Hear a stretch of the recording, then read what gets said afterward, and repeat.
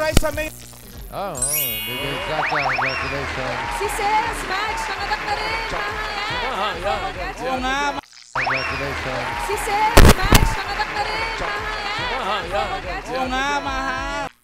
Welcome back, mga kaaldab. Ito na naman po ang inyong lingkod, si Mr. Destiny, at magbibigay po tayo ng pinakamainit na update po ngayon sa social media.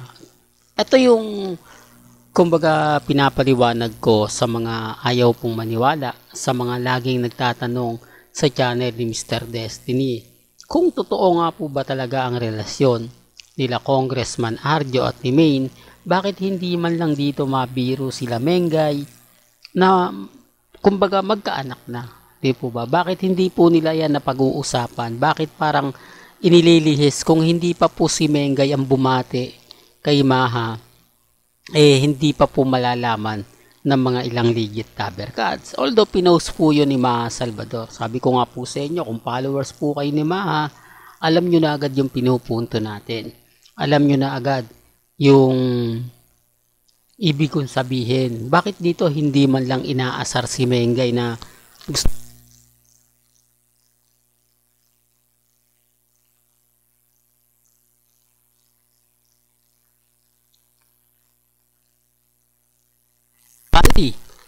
at syempre si Bossing Big Soto. Ito yung mga malalakis at saka si Henyo Master Joey De Leon. Ito yung malalakas mang asar.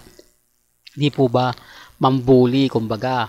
Pero bakit pagdating kay Mengay tahimik sila? Bakit hindi nila binibiro si Maine? Ikaw Maine, kailan ka pa ba? Kumbaga halos sabay lang kayo ikinasal. Kahapo, kumbaga nauna lang si Mengay, kinabukasan siya naman si Maha. Doon pa lang may mali na, di po ba? Doon pa lang may isip nyo na kumbaga mas ganito ganyan. Kasi kung titignan nyo yung edad po ni Congressman Arjo, si Alden may edad na. Mas may edad pa po si Congressman. Di po ba? 5 years. 5 years para wang hihintayin. At sinabi naman po ni Ibiang na hindi naman daw po niya minamadali ang dalawa. Take your daw time. Kumbaga, hayaan lang muna daw natin sila. May mga isip na, matatandaan niyo po ba yung interview ni Ibiang kay Ogie Diaz? Di po ba? Na kapag nag-asawa yung dalawa at nagpakasal, hihingi daw agad siya ng apo, dalawa pa. Totoo to, mga kaaldab. Alam doon ng mga army kasi hindi sa kanila makakaligtas yung mga interview na kung saan itatago nga po raw ni Ibiang yung mga anak nila Congressman Arjo at ni Maine.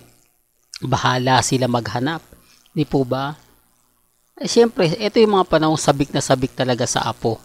Si Ibiang, biruin mo kasi dalawa. Samantala ngayon, ni isa. Di po ba?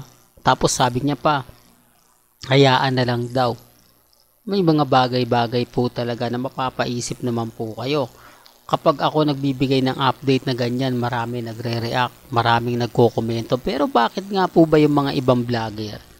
Bakit nga po ba yung ibang mga nag-upload sa YouTube, hindi nila gaanong binabatikos?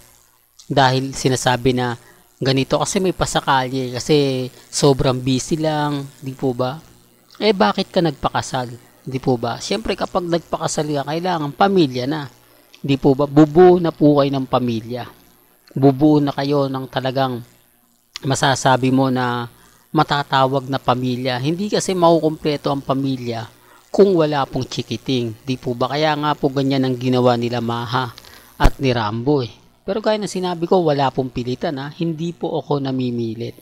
At dito po sa channel ni Mr. Destiny, wala pong pilitan. Para lang klaro. Para lang po sa mga taong dumadaan at bumibisita. May kanya-kanya po tayong opinyon at pananaw. Well, hanggang dito na lang po ang ating latest updates. Kaya kung gusto nyo pa po ng pinaka-latest at sariwang update, abay tumutok lang po kayo dito po sa channel ni Mr. Destiny para updated po kayo sa mga latest at sa mga bagong video po na ilalabas po natin maya-maya lang. Hanggang sa muli, salamat po sa panonood at pakikinig.